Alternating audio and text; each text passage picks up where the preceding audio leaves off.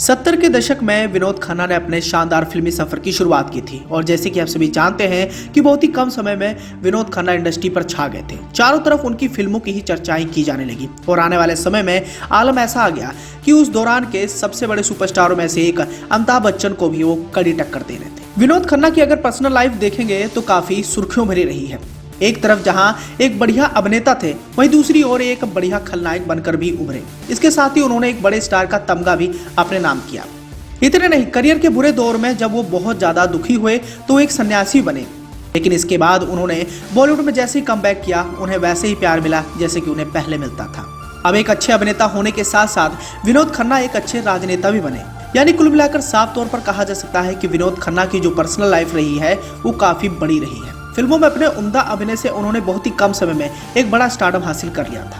हालांकि जब फिल्मों में उन्हें कामयाबी मिली तो इसके बाद उन्होंने अपनी मर्सिडीज कार खरीदी थी। कहा तो ये भी जाता है कि विनोद खन्ना को कारों का बहुत ज्यादा शौक था। तब मर्सिडीज कार एक स्टेटस सिंबल मानी जाती थी। विनोद खन्ना ने रामानंद सागर के बेटे निर्माता शांति सागर की फिल्म आखिरी डाकू की शूटिंग के दौरान अपनी पहली मर्सिडीज कार खरीदी थी और आने वाले समय में ये स्टारडम के चकाचौंध में खो गए। लेकिन उन्होंने कभी भी अपने आप को स्टार नहीं माना, ये हमेशा से ही जमीन से जुड़े रहे। फिल्मों में अगर इनके करियर के टर्निंग पॉइंट की बात करें तो साल 1971 में एक ऐसा समय आया जब इनकी किस्मत ही बदल गई। इसी साल उन्होंने सुनील दत्त साहब और अमिताभ बच्चन स्टार रेशमा और शेरा की और इसी साल करीब उन्होंने 10 फिल्में की थी। विनोद खन्ना ने साल 1982 में फिल्म इंडस्ट्री को छोड़ने का फैसला किया था।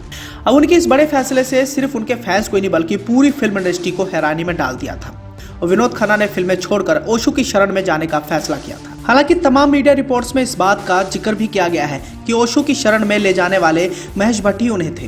महेश भट्ट के कहने पर वो ओशो की शरण में गए थे, लेकिन आध्यात्मिक दृष्टि में जाने के बाद उन्हें इस बात का एहसास हुआ कि मेरी असली जगह कहीं और है और बाद में उन्होंने फिर से इंडस्ट्री में अपना बड़ा कमबैक किया और उनके इस कमबैक में उनके सबसे करीबी दोस्त फिरोज खान ने उनकी मदद की थी।